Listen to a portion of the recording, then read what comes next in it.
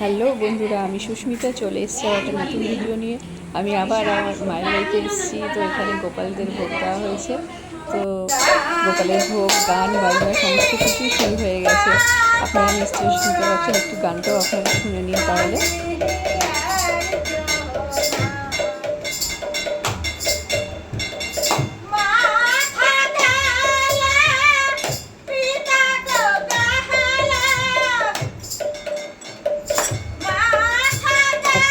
সবাই এসছে, একটু গান বাজনা আনন্দ ফুর্তি সবাই করছে।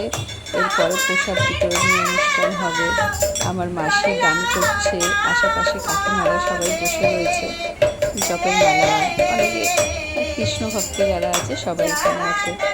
একটু জগন্নাথকে প্রসাদও দেওয়া হয়েছে। তো বন্ধুরা, প্লিজ ভিডিওটা আপনারা দেখবেন।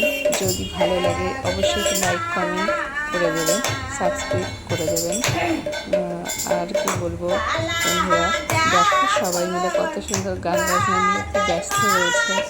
আমার মা ওদিকে একটু রান্নার দিকে ব্যস্ত রয়েছে, রান্না করছে।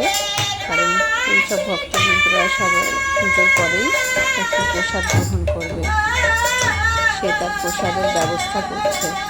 একটু গানও আপনাদের মাঝে মাঝে একটু শোনা দরকার, একটু গানটা।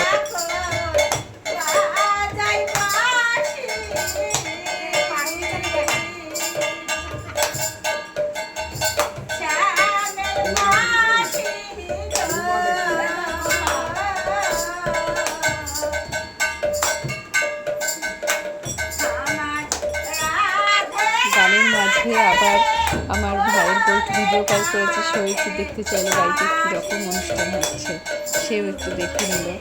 সুন্দর গান হচ্ছে, মাসি খুব সুন্দর গান করে, বাউল গান করতে পারে। দেশের বাড়িতে ওরকম বাউল গান করে মাঝে মাঝে। তো আমাদের বাপের বাড়িতে বেড়াতে এসেছিলো। তো মাসির ইচ্ছা হলো একটু বাউল গানও শোনায় সবাইকে।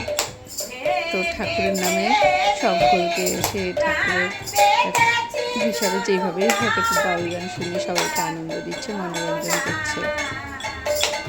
তো এবারে প্রসাদ বিতরণী অনুষ্ঠান, পুজো শেষে সবাই পাতের প্রসাদ তুলে নিচ্ছে।